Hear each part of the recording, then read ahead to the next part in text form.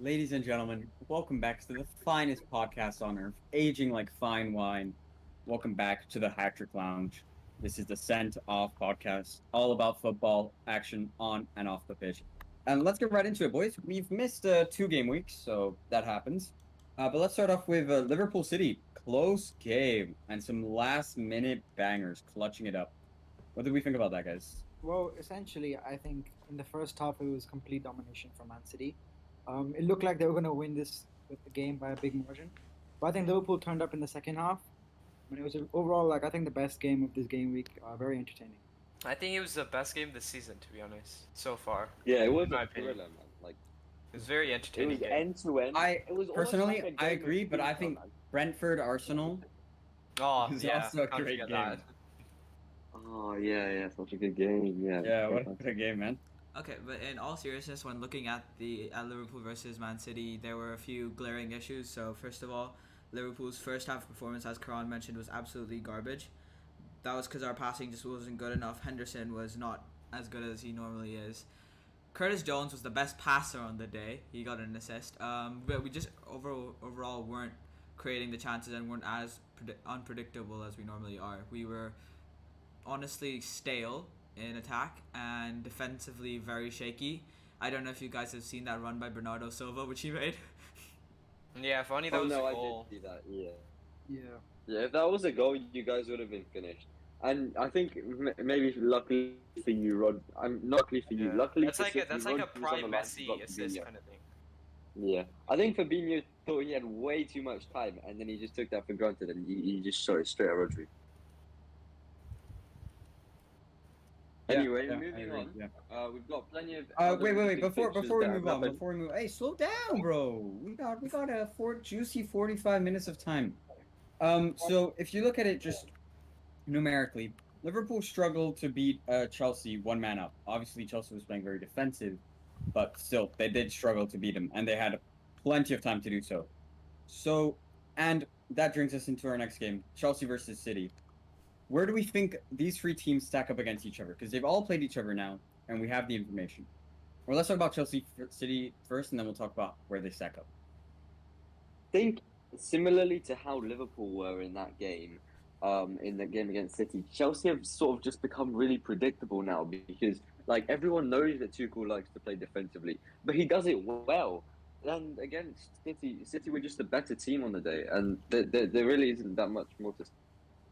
We obviously were missing a huge part of our team as well. Yeah. No, Which the is thing is, Mason Mount himself Who are you hasn't guys missing? Pardon? Mount. Aren't they But I don't huge, think bro? I don't think Mount's had that big of an impact this season compared to last season so far. So I don't think it really was that much. Yeah, I of- still think not No, having no, not having no. your prime 11 will always make a difference, no matter the player. Yeah, true. Yeah, well, Well, I'm not right sure, now- but I don't think that Mount was that dearly missed. yeah, I agree because again, as I mentioned, this season he hasn't been at his best so far. Yeah, I get that. I'm just saying, it's always better to have the option of having Mount than to not have it at all. Yeah, Yeah. true. But do you think, honestly, if you had Mount in that game, you would win? Possibly, you I never think know. it would have been closer. Yeah, it would have been a better match. We would have. I don't know. I don't know if I we, mean- I don't think we would have No. won, but it would have been closer. The thing about Chelsea is they love like Tuchel loves to rotate the team, and that's what's good about them because they have so much squad that you have that ability. But sometimes the combinations don't work. But Werner and Lukaku did turn up against Southampton. I mean Werner at least, not really Lukaku. But it seems like Tuchel's still gone with his like back five. But he seems to be like moving that three around a bit more. Yeah, Think about- Lukaku seems to have kind of. Yeah, he seems a bit, He's like a after bit- the first- yeah, a bit lazy. You know, like he's just like a goal hanging Andy. You know what I mean? Like I get that's his job as a I finisher. mean, but, I don't know about goal hanging because I know he can drop back. Like usually when he receives the pass, he's always going back to goal, which makes it more challenging for him, especially with the generalization that his first touch usually isn't that good. It makes it a lot harder for him to be slightly more creative in a deep role. When you're playing in a system and allow for a number 10, then sometimes striker does have to occupy that sort of role. But I don't know if he's done it well enough so far. Yeah, I just like to see him a bit more in the action. Obviously, if I could have mixed Werner and Yeah. Lukaku, I would be a very happy man. Yeah. So Chelsea's real big challenge is Chelsea's real big An challenge is awful next first week. touch and someone that misses open goals all the time. we get someone who does nothing, and so we get a lazy goal hanging Andy and someone who misses goals all the time. The worst of both worlds. That would not be great. That is not what I meant by that sentence. Anyway, boys, Chelsea's biggest test next game week, Brentford away, guys. Huge game for Chelsea. Title contenders. Chelsea's next game week. Who have they got? Brentford The away. They just easiest 6 mentioned games we could Fucking possibly dumbass. have. We've got a good run now. Yeah, true. If you look at Chelsea's run, I think they're first now. You've got I think Brentford. the title's easily coming to us. You've got Brentford, Norwich, Easily, he Newcastle. says. That is a lot of hopium. easily. Okay, easily. Just calm down, mate. Easily. You're not even So- undefeated. Calm down. Okay, Sparsh, I know you Still like. ahead of you. Yo, Sparsh. It took you 11 men to draw. Okay, look. I think the title race is between Chelsea. I think City, Liverpool, Chelsea. I think Chelsea. yeah. Man, you if they get their shit together. No, but- no, no. I can't. With Ole, I just can't see them winning the title. I think they're. And we've already seen that the last couple game weeks. What the problem is with them? I mean, they could change up soon. I still think they have a chance, especially since we're still early into the season. But it's between us four, and then possibly Newcastle top 6 now. Not this season. next not season. this season. We'll next talk season. about- Yeah, Newcastle is gonna replace Arsenal for like the big 6 now. We'll talk about Newcastle later. Just firstly, All right. what is going on with Man U, guys? Like, you have the second best player in the world. You cannot be. What did they draw or did they lose? I don't So remember. they think they drew drew. against Everton. So essentially, their main issue is they can't break down small teams the way they set up. It's almost like to go on the counter, and they always do well against big teams for this reason. Like their best results are against the big 6. Also, how like I don't understand all this team selection. You've got Pogba on the bench. You've got Ronaldo on the bench. Like I don't understand. No, You're the, playing- the one He- thing I he don't understand about underestimated Ole's Everton. team selection is how he plays McTominay and Fred every game week when he has Pogba and Matic that he can play. Yeah, And exactly. what about Right. Van de Beek? When is he gonna be played? Van de Beek, honestly, Van de Beek, I think he's gonna be sold soon because I think I've been hearing rumors that he's really upset now that he's not played at all. He's not. Yeah, I even mean played. Like, anyone he- would though, cause like Yeah, like Van de Beek, honestly, is a really good player. He has a really high ceiling, so it's kind of disappointing to see Oli wasting such a good talent. yeah, Yeah. young talent. I agree. Well, Nikhil, the reason why he doesn't play Matic is I think he finds Matic way too slow to Yeah. against those really fast opposition. Yeah, I understand that, but And also, but he plays Pogba. He just Oli, rested him against Everton. I would rather have someone. No, I know, but Pogba plays in a more like attacking position. But if he played Pogba in a midfield pivot, then I feel like that would work, and that would get Fred out of the team. That may be Man United's main problem. As much as I understand that, like I've watched Fred play, I've watched the Everton game, right? It seems like he has a lot of creative intention. It's just that most of his passes are often missed, and he's very mistake prone. Unlike Pogba, Pogba does have a degree of laziness to him, but he does work in the midfield. That was his natural position initially. So I reckon a Pogba pivot with someone who's less mistake prone and more defensive minded in Matic might actually work, or even give Van der Beek a shot. I don't know.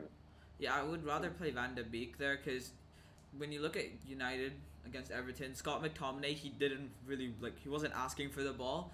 I feel like Van de Beek's someone who will be able to ask for the ball, carry it up the pitch, and be really useful. And I think that United can use that, even if his defensive abilities aren't as good as Matic. I mean, Yeah. I've never actually seen Van der Beek, just goes to show how much of a lack of time he's getting. But I mean, if that's what his ability is like, then maybe a Pogba and Van der Beek pivot might work. Now, not a pivot. I would say Pogba runs best when in a 3. Like when he has that creative license to roam. That's Oh, who when would he's you have at as a his third peak. centre mid? No, like that's the issue Man United have created for themselves. They've gone ahead and gotten Bruno, which was a very good transfer. Never gonna argue that, but They have Bruno, Pogba. Then they need someone who can balance it out, and they just don't have the personnel for that.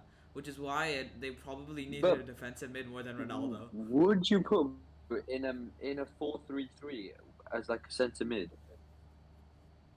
No, I'm not saying that. I'm saying they have a defensive mid. They have a lack of a defensive mid, which is limiting them from getting their full potential with Pogba. Yeah, yeah, yeah. But I think that I feel like if they've paid 80 million for Harry Maguire, what's going to stop them from getting Declan Rice? Like it seems like West Ham have gone ahead and priced him out of a move, but for all we know, United are just going to buy him. That's true. I think Declan Rice would be. I think he's just the player they need right now. Like they need a Yeah, in the pivot. yeah. Like as much as he is really solid defensively, we've seen times where he loves to get forward. Like he's dribbled like all the way up the pitch and scored. I think on the last day of last season he did that, and then I remember against Arsenal in that 3-3 draw, when it was 3-3, he ran this pitch and then got a shot on target, which I think is still really impressive and a good quality to have as a centre mid. But yeah, he does offer a lot defensively, which is what they need. Yeah, I agree. Do we think they have a chance of winning? Or I think I think they find it very hard against small teams, and Ole doesn't do well until he's under pressure. So I think they'll be too wishy-washy to win the league. they definitely have a chance of winning the title, but I just think that Ole is just not the right man. I think they're not going to win anything until they get a proper manager, because with the squad they have, they actually could genuinely win the league, but they just need a proper manager. do you think that are there any odds Ole gets sacked this year? There are probably odds. Yeah, definitely. Ole doesn't win any trophy this year, he's getting sacked, I think. I think if all goes to hell, I doubt he'll be sacked before December. I think if he's gonna be sacked, it'll be after the I think December break. I think honestly, if you're gonna sack someone, do it before December so that you give them a January window to get some signings in. True, that is true. Yeah. Yeah. Well, Well, I moving think on. that's But I that's mean, it for it United. isn't exactly like the manager that's like doing all the recruitment. I mean, you can have a manager come in like November and he wants to reform the team, but usually it's down to like the recruitment board and like the head of the and like the sporting directors and stuff. Obviously, the manager does have a say, but I mean, it isn't ultimately down to them, especially when you've got a new face. It's not like unless they're like a world-renowned manager, you're not going to give them the funds immediately to go and spend to reform the squad immediately. No, except like Ole's built this kind of like vision for the club there, where they try to get young players, except for obviously Ronaldo. They try to get young players and develop them. And honestly, for defensive midfielder, that's not a very good approach because they're harder to come by and like spot good defensive talent. Yeah, I suppose. Yeah, when you see a lot of young players prefer to like have the creativity flow, like most of them have like really good skills and stuff like that. Most of the young talent that emerges you see in more attacking positions. Those are the ones that get noticed more, and oftentimes like you'll get like left backs or right backs that play very attack minded. That like some of the youngsters like Davies, who else? Nuno Mendes, Hakimi, yeah, all of them. Yeah, I agree. I agree. Fullbacks? Yeah, that's what I'm talking about. Like, even those who do play defensive positions, like you'll see that they do have a lot of attacking flair, and that's just because as young players you have a lot of creativity, and then with experience comes learning to play with the team and stuff. I think that's also just the reason you have more attacking defenders now is because of the modern fullback, right? Like the way Liverpool play and like which was set in stone by Dani Alves is the attacking fullback. Yeah, I know, but I'm not just talking about fullbacks. Fullbacks is just like one example. You look at any young player nowadays. It like you said, defensive young talent is hard to come by. You don't get like a centre back or a CDM as one of the biggest emerging talents. Like they will be rated in the public eye, but not as highly as some of the attacking players, and that's because they're recognised and scouted out because of their creative ability. Yeah. That's why we know Haaland, Mbappe, everyone. We don't know. I can't. No, Upcoming center back. Haaland just He deserves it. I get that. charges But through.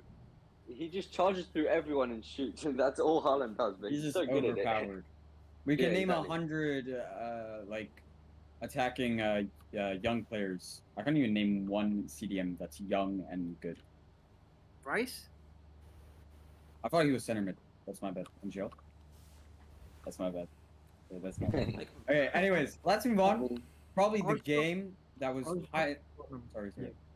Arsenal, Tottenham, North London derby. Steal my job. Okay, personal. Okay.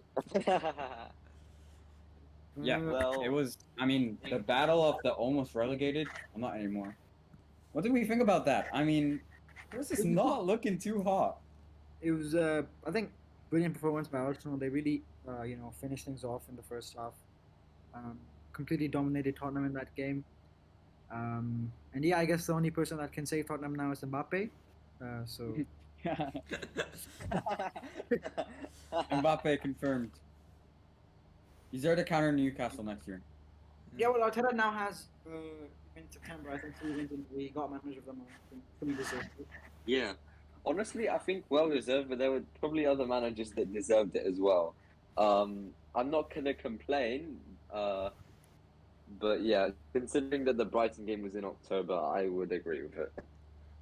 his job is pretty much secured for the whole season, isn't it? Because with this one manager of the month. Yeah, With the Arsenal exactly. board. Bro, the Conte family is just going to be all over him for the rest of the season because they're like, yes, trust the process. Let's go. We've got manager of the month. Get in, boys. We're winning the league in a few years once our youth team becomes better and we sign more. What was that? Who's What was watching that? Instagram What stream was that?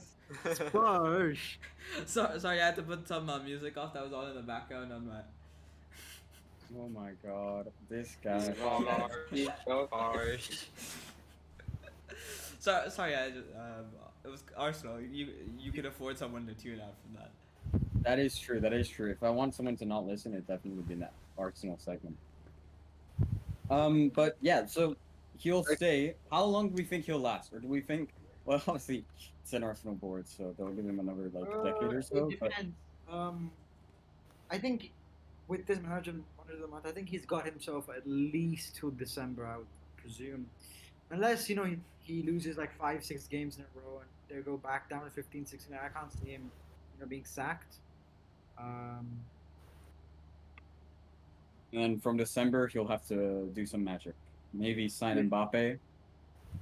Maybe Messi as well. PSG Yeah. isn't I working out. heard Ronaldo's a free agent. Yeah. Yeah, I but heard- so far I think the Brighton game was disappointing.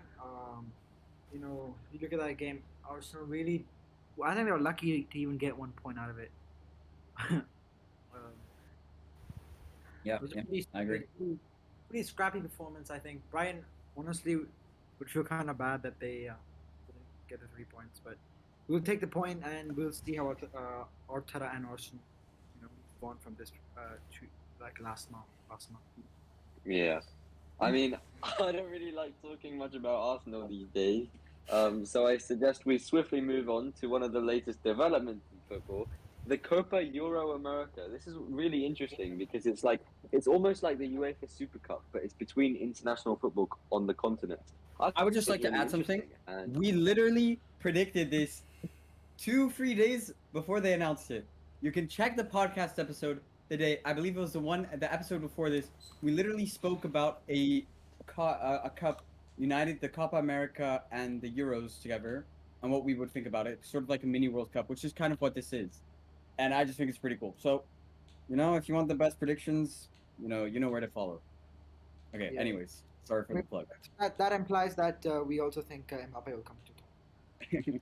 Mbappe is going to Tottenham, bro. That's Yeah, a fact. That's not even a prediction. That's just a fact. It's an interesting concept, but we all know deep down this is just milking money. Really, it's just another way for the boards, UEFA, and to get money. It's an interesting concept, but I think it's gonna be a pretty boring game. Not really that prestigious as well. Just another game of the calendar, I guess. Yeah, we treat it like the Club World Cup. Yeah, it's not really. yeah. I can see teams sending their second sides going in. caring about this competition much. So, well, it's only the winners of the two, so it's just one Yeah, but game. that's already there. That's like it's like the equivalent of the Community Shield or the UEFA Super Cup. So it's not really doesn't really matter that much. Also, where are they gonna play? Yeah, Are they gonna play? Are they gonna play in Europe or? I don't think that much has been announced. they'll Maybe probably just play like on Newcastle. an island in between the two continents. No, or they could Like do. they'll No, play. they'll probably do it in the Middle They'll East. play on an island in the Dominican Republic. They probably do alternate this thing, like one this year in Europe, this year in South America. No, they're just One thing gonna, is- if they're doing it for the money, it's going to the Middle East. Oh, yeah, Middle East. Yeah. Oh, that's yeah. True. In Qatar, Dubai. Yeah. So let's say, for example, if it were to have happened this year, it would have been Italy versus Argentina. Who do we think would win that? Obviously Argentina, but I like think Italy. Argentina. because- Italy. Italy, because No, Argentina. fuck Italy. because- Maybe your bias is showing there. Also, thank you for swearing. I think Italy. Yeah, we'll just bleep it out, lad. I think Argentina have like recently their international forms have been big. bro, we play as long as we play Di Maria. Look, I get it. He'll get injured after the first 20 minutes. It happens. But as long as we play Di Maria, we're literally the best team on earth, and that's a fact. Like Di Maria just carries so much more than Messi does, bro. Honestly, Di Maria is better than Messi. That's just factual. Based on the international club, Di Maria is just so much better than Messi. Man. Like Messi's like there, but like Di Maria is just puts in so much work. I love Di Maria. Honestly, Hmm. Interesting. I mean, that's interesting because some PSG fans don't rate him as much, but I think he's like criminally underrated as a club player. You know? Yeah, he's I think- criminally underrated. he definitely, from what I've seen, plays better for country than for club. Yeah, true. Yeah, true. yeah. Well, that's not the So- biggest news this week. The biggest news, the headline news: Newcastle takeover completed. The oil money is in. Wait, is it 230 billion or 320? I forgot. 230. Wow, that's a lot of money. They are officially now going to win the league next year. They're going to sign everyone, guys. What do we think? Well, I think firstly, I think Newcastle fans do deserve it. You know, they're one of the biggest clubs historically in England. Unlike Man City and Chelsea, there's a difference because they do actually have history. But again, you know, It's- But so fortunately, no, much Arsenal bigger. won't be considered like a top six anymore, or a big six or whatever. no, big Arsenal's always going to be big six. Big six is the biggest. Nah, not Newcastle- No, I think the anymore. big six may Newcastle's change gonna over take over time. them. No, Yeah, but for- definitely. for And now, I can't Just- see Arsenal being like. If you to think that about level. it, like a while ago, and I mean a while ago, Newcastle would be considered. Yeah, big they would have six. been one of the big ones, but now you know.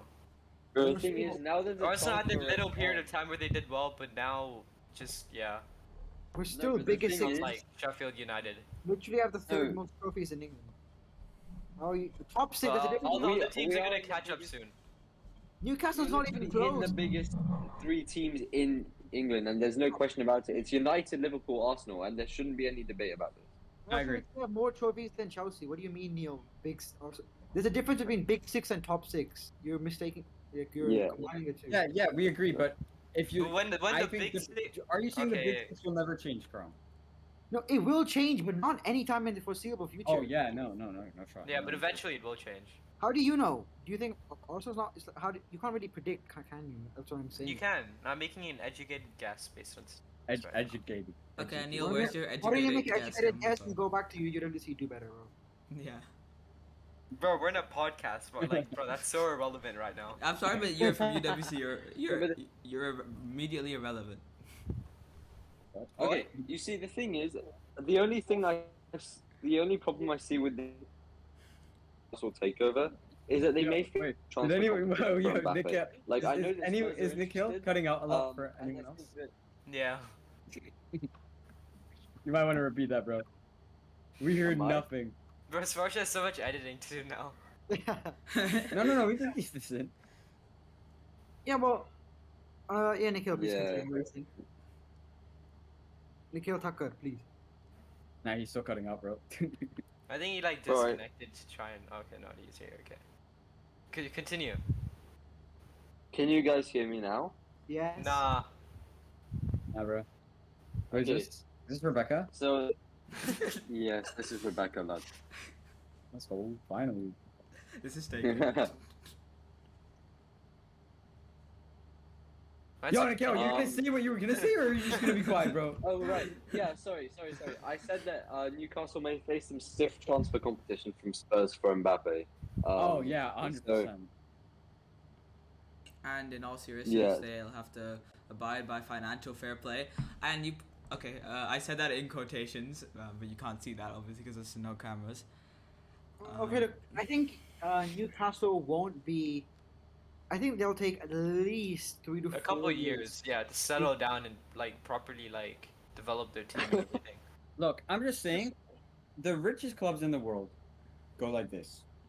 Chelsea, PSG, Man 9.6. City. Shut up. Let me. I have the fucking article right here. Why Okay. why are you talking, bro? Then continue.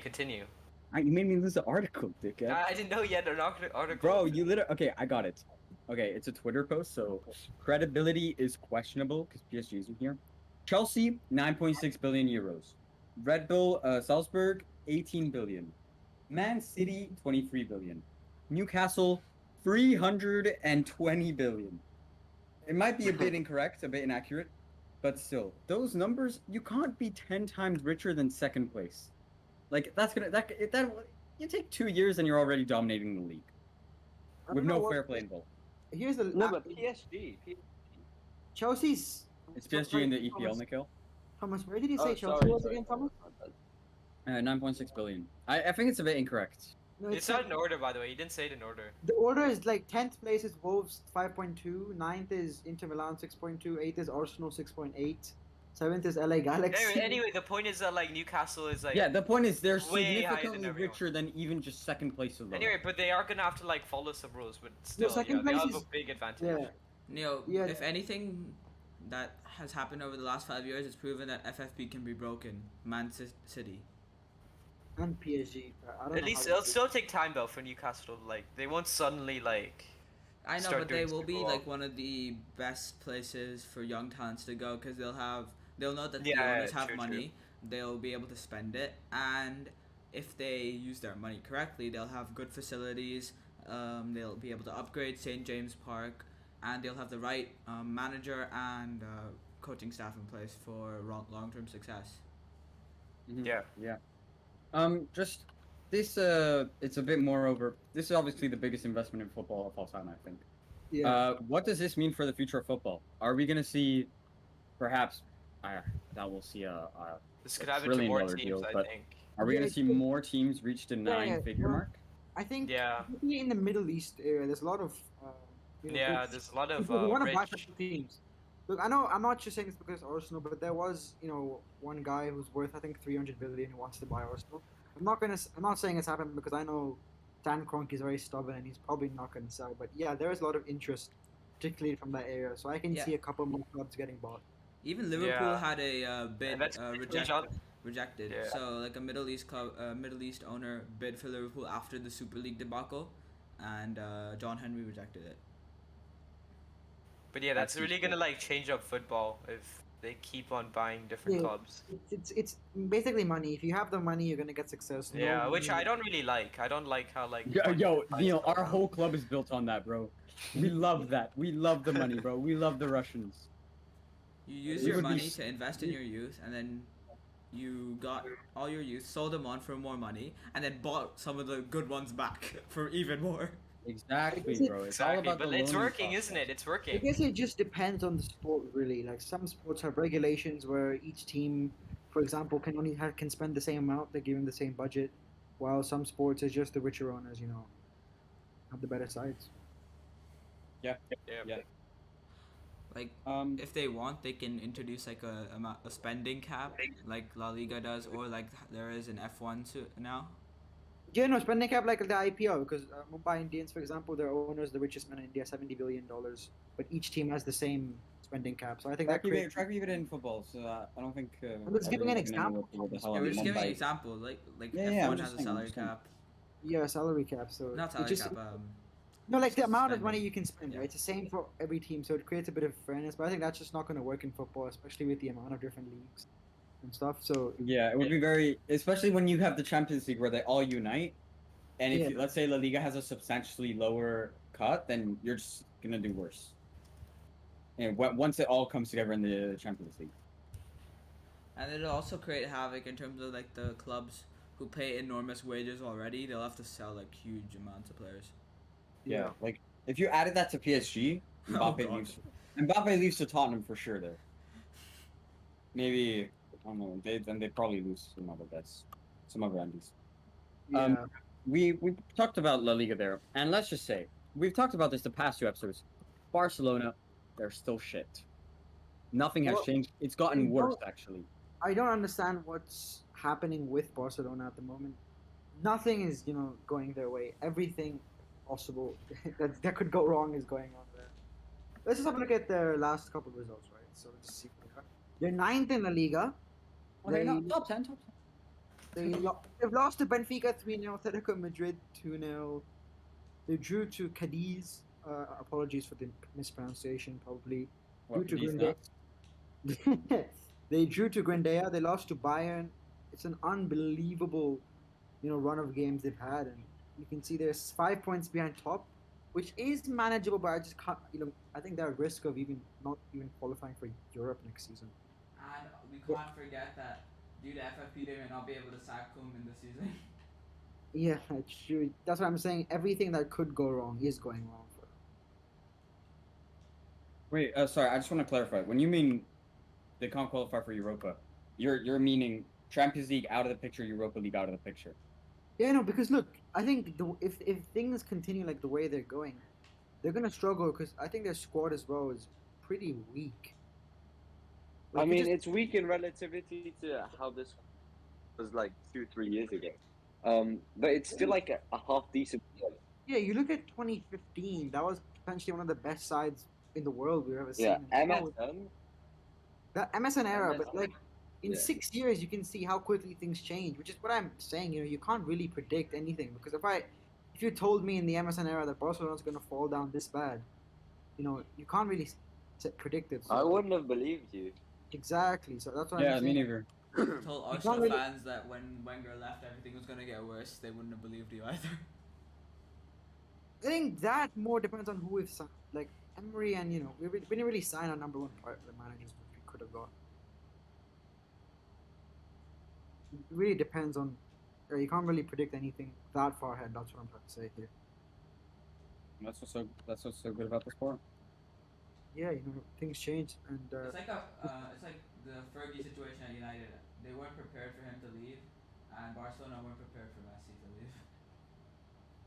yeah, and now we'll also see Man City Stadium showing their true colors. We'll see how many of the fans stick and how many of them go to Newcastle, St James Park. Yeah. Wouldn't be surprised if I see a certain person in our wino who'll switch to Newcastle. Ryan? Go ahead, cough. Yeah.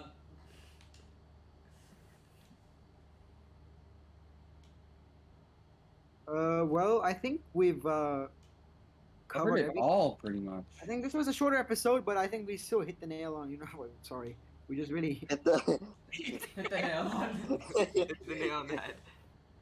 Yeah, I think we've talked about everything which we wanted to, and I think we'll see you guys on the next episode, guys. Thanks for tuning in. Yeah, make sure to check out the social medias. We have a cricket podcast as well, talking about everything in the IPL and the World Cup. Yeah, and all 6 there, and yeah, make sure to check it out. Don't forget to check Thank us on you. Spotify.